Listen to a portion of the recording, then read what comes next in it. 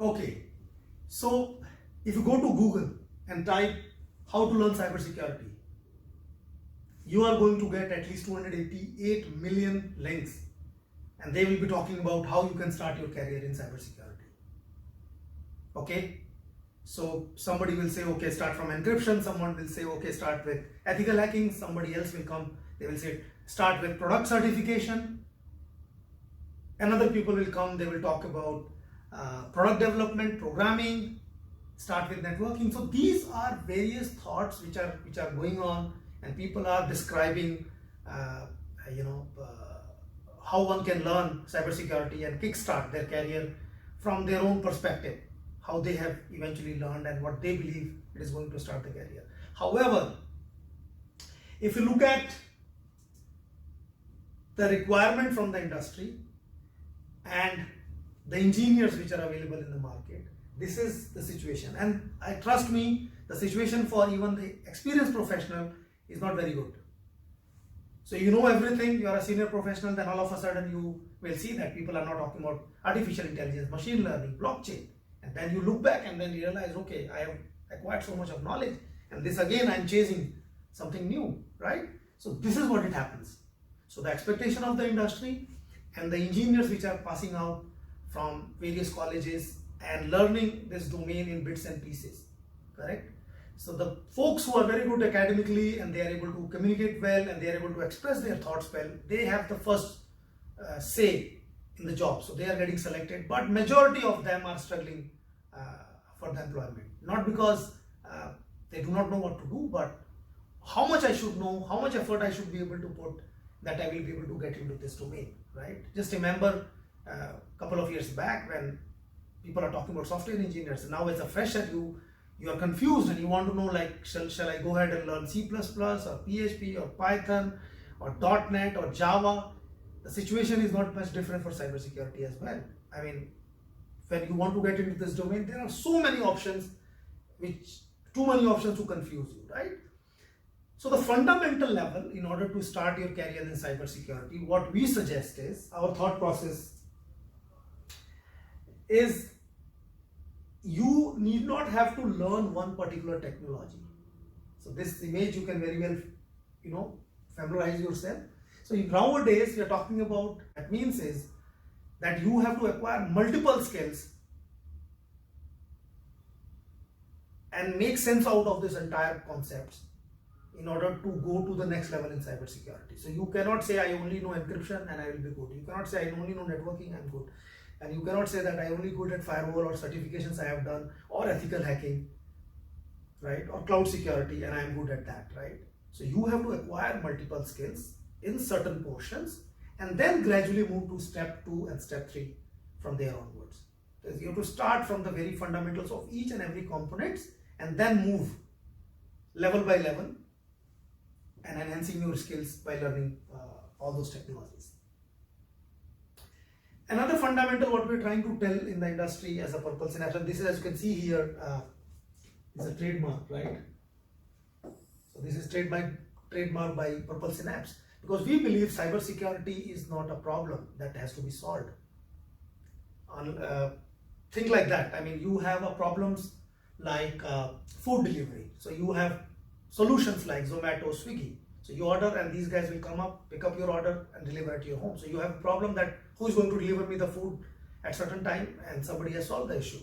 Similarly, if you talk about Ola and Uber, okay, so people wanted to travel from one place to another and they wanted a safe and secure means to do that. And Ola and Uber came in and they solved this problem, like where you have an app, you book your taxi and you are able to move from your source to destination location very safely, right? So there was a problem and there is a solution for that.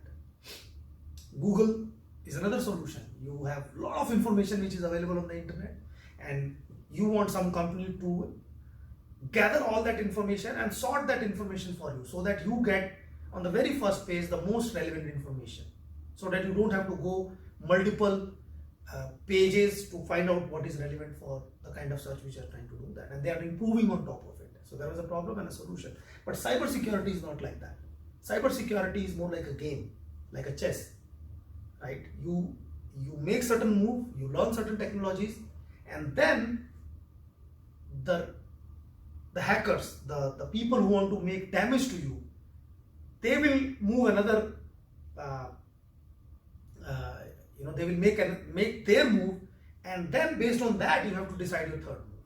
So it's continuously it is happening between good and bad, and that makes this domain entire very, very fascinating, right? So it's a game. So it's continuously is getting played between good and bad, and that's how this domain is exciting for those who are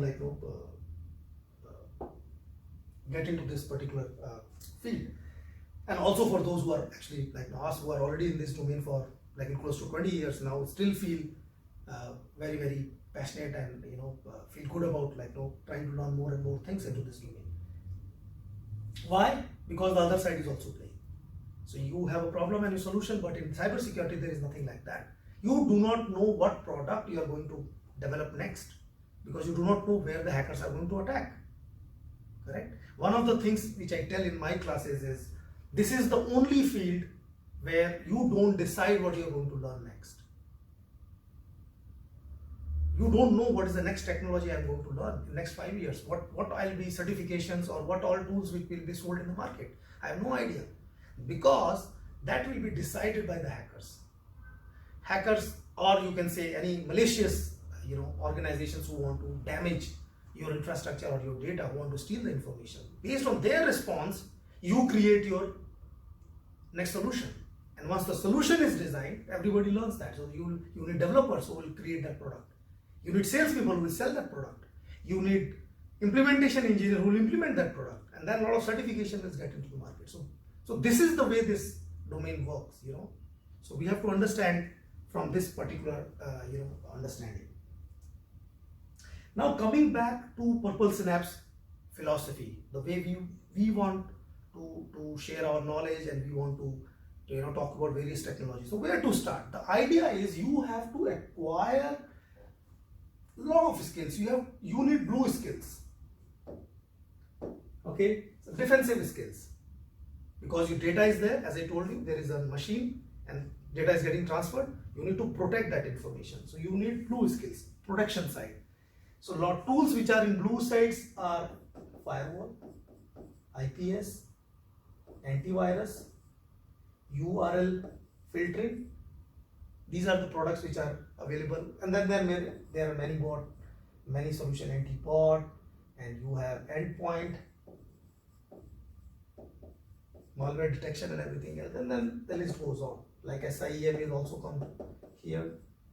So these are all primarily the blue skills, right? So you need to learn what all this product does. So have a fair understanding about that. The opposite side of blue is the red part.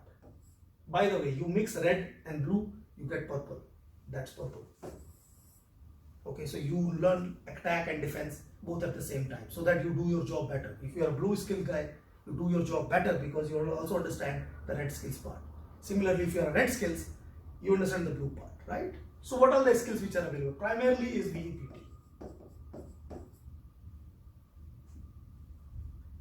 Folks who are trying to damage your infrastructure and steal the information before hackers can do, they acquire a lot of red skills. So they do a lot of testing on your infrastructure, right? This is one of the things. Now, in order to, once you have done with that part, you also have to very fundamental information which you have to acquire in the operating system level, right? The two most popular operating system in the world, right? Windows and Linux. Learn these two operating systems, because end of the day your data is stored on these machines. Remember what I told you? You have a client, you have a server. Either of these, client or server, would be these two. Correct? Apart from these two, of course, you have mobile phones and everything, but we are not talking about that, because that is still at a very personal use, and not much of the data is stored on that. Maybe in future it can happen, but to keep it simple, understand that majority of information is stored on these two operating systems. So you should know how these operating systems work at a very fundamental level, right? Cloud is the next big thing. So cloud again is an infrastructure which is hosted by somebody else and they charge you money, right? Rather than you buying a laptop and paying 50,000-60,000 rupees, rather than you pay suppose 1,000 rupees to Amazon and they will give you the similar configuration for a couple of days and use it, and after that you don't need that. So it's basically like a rent, right, on the cloud. So they maintain this entire infrastructure for you. So cloud is another picking up a new concept, and people are moving to cloud to store their information because the entire infrastructure, the power, the physical security, the backup and everything else will be maintained by these vendors. So, and the most popular vendors in cloud domain is, we call it as AWS from Amazon, Azure from Microsoft, and Google. And then there are IBM and Oracle and everything else. They also have some kind of cloud solutions which are available. So you should know some fundamentals of the cloud. Where exactly on the cloud the data is getting stored, because it is your data but not in your possession. Like laptop, you hold it in your hand and you power off and data is there, and nobody can steal it. But in cloud, your data but still in somebody else's custody.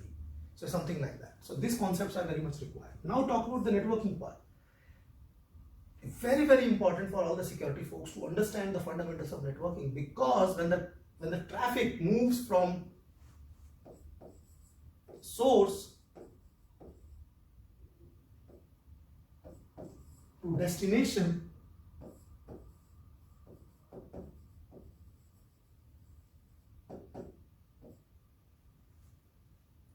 how this packet is getting moved. There are many ISPs as I talk about it, right? So packet moves from your laptop to local center, then to centralized server, centralized facility, from there to another ISP. Suppose you are using a data card from Reliance, but the server is getting hosted on Airtel. So these are two different ISPs, right? So data moves from one place to another. How exactly the data is moving? What happens at this level? What happens at the firewall level? How exactly it is reaching over there? There's a lot of IP addressing, routing, all those NATing, all those concepts you will be able to learn. So these are very, very important, even if you are trying to get into the cybersecurity domain. So very, very important for you to know that. And finally, the SOC, the Security Operations Center. When all the logs from these devices, all the logs from these devices, plus this, plus networking logs, you put inside a tool called SIEM, Security Incident and Event Management Tool, right? So popular vendors in this product is like QRadar from IBM, and then you have Splunk, then you have ArcSight, and then you have RSA, then you have McAfee Nitro, and then OSIM. OSIM is, which we are going to teach in our in Purple Synapse, is the most popular open source SIM tool, very good for learning, to understanding the fundamentals. So when you connect all these dots, this is what you are going to learn, cybersecurity. Now, for a student, how are you going to learn all these things? Individual components, learning at individual capacity will not take you too far. What you need is something like a cyber range. Put all these components in a lab and see by yourself how they are working together. And that takes you to the very highest level of learning at the initial level of your career. Okay, so hope you understand by now that in order to become a really good cybersecurity professional, you need to learn many skills. At initial stages, you need not have to be expert on one, but then depending upon your nature of your profile or a job, you can acquire more and more knowledge about that particular domain. Like either you could be a SOC analyst or VAPT or a developer or a tester. You can pick up the skills which is necessary for that particular role. But initial stage, when you start your career, it is very important to connect all those dots together and then make some sense out of it. So when we talk about a machine or a laptop or a desktop, a mobile phone, when they send the information to a server, you know, the journey of the packet from source to destination, that itself is very, very fascinating. So you need to understand that. And all the security components sits in between. If you are a company, and you will definitely going to have some firewall, you know, in your organization. You are definitely going to have some antivirus or anti-malware software running on your laptop.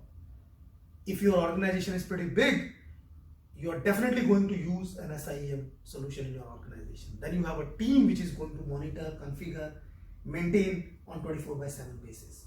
And as and when new attacks are getting generated, you are going to acquire more and more products, and then people will be integrating those products with your existing stuff, and then again getting monitored. So this journey keeps on going, right? New things comes up, and the old technologies will be replaced by the new one. But this is the fascinating journey of cybersecurity. One has to, you know, live through it. And then compliance, audit, as I told you, like they are also the folks start their career as one of those profiles, and then ultimately, based on their interest, they move into, you know, auditing and compliance, where they make sure that the process is followed properly in an organization.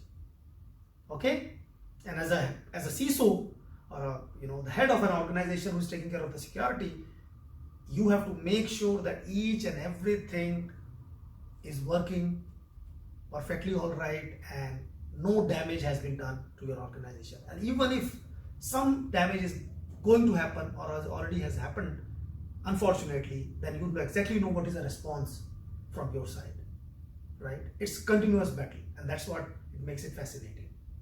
So what I'm going to do now is I'll spend some 10 minutes explaining the very, very fundamentals of the packet which is moving from source to destination. What do you mean by IP address, the ports, and with that knowledge, you will be able to understand the other subjects of cybersecurity much better.